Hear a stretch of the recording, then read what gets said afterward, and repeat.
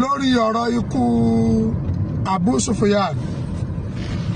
Mo fi àkókò ìrọ̀ gbogbo àwọn àfa àpáta bẹ̀rù nǹkan kan bàbá wa ẹjẹ́ àrùnú àti sùn. Wa qala Rasulullah sallallahu alaihi wasallam asinu amwatakum. Ànábì ní ẹ̀yin ènìyàn máa sọ dáadáa àwọn òkú yín. Mo rí ọ̀pọ̀lọpọ̀ àwọn fídíò kan táwọn èèyàn kan wí yamayama ẹjọ́ torí tọ́lẹ̀ mẹ́jà pẹ̀lú òbòjẹ́kò ẹjẹ́ play peace and maturity torí tọ́lọ́ ìtànẹ́bà Muhammad ọlọ́jọ́ kó dárí ó ṣe é ṣe kẹ́lòmí ọmọ òròyìn pé bírú eléyìí bá ṣẹlẹ̀ sẹ́lòmí ká ẹ máa wò pé irú àwọn wo ni Abu Sufyan ó fi wí ẹjẹ́ fi gbogbo yẹn lẹ̀ ṣé bákàbàkà yìí náà láà máa bá lọ àlìmọ́tò káfálìmọ́ wáyé ikú gan ti tó ní wáàsí irú akin ẹgbẹ́ wa tó kú láyé Abu Sufyan kí lọ́jọ́ orí Abu Sufyan inú ta gbọ́ bóyá àkọ́bí Abu Sufyan ò tí pọ̀ ní ọmọ ọdún mẹ́wàá kéèpé 10 years ẹjọ́ torí tọ́lọ́hún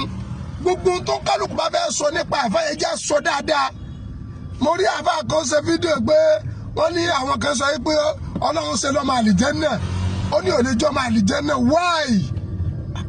òpó ẹ̀sìn Islam márùn-ún ni gbogbo èyí tó kù tó ń kálukú wá ń ṣe àfi ń wá jẹ ni ó ní torí pé Abu Sufyan ń ṣe áfúlà ta ló jí lójúmọ́ tí ò ṣe áfúlà mo dẹ̀rọ gbogbo ẹ̀yin alákìídà burú náà ẹ lọ dẹ̀wọ́ ẹ lọ jáwọ́ bí àkìídà burú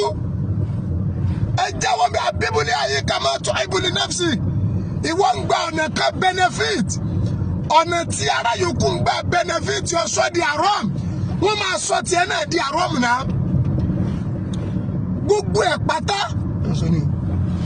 gbogbo rẹ̀ pátá ètò sẹ́ẹ̀dì gbogbo ẹ̀ pátá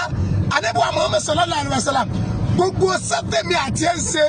business tó kálukú ń ṣe ó kálukú ẹ̀ bóde ẹ̀sọ́ ìwọ là Ànábì ṣe kò sí ìtàlẹ̀ wa Muhammad sallallahu alaihi wasallam tó ṣe ètò ń ṣe lá Muhammad ṣe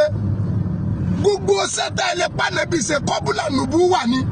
irọ́ dára jẹ ní ọba yẹn pọn mi ní ó ṣe kankan ní ó ṣe lébìrà ní kọ́bùlà nùbú wà ní kò sí nkankan tí ó ń sẹ́lá Muhammad sallallahu alaihi wasallam tó ṣe mọ́ bàdà nùbú wà tó kọjá kí ni o àlùwàsù wà ní rìsáàd ká kọ́ ọmọ lẹ́kọ̀ọ́ ká pèyè sójú ọ̀nà tọ́lọ́hún ká kọ́ yẹn lọ́kọ̀ọ́ ká pèyè sójú ọ̀nà tọ́lọ́hún ọba tó ní dẹ̀ntó ṣebí lára èèyàn ọ̀pọ̀lọpọ̀ kan náà tẹ bóde tẹ ní àfa ẹ lọ wá ṣẹṣẹ iṣẹ́ wo là Ànábì ṣe gbogbo ẹni nkọ́rẹ́ wọn ẹjọ́ Abu Sufyan ọlọ́ba ní sàlékùn kẹ wọn bá ní gẹ ẹ má sọ ẹ̀dá àfa náà mọ̀ torí Ọlọ́run.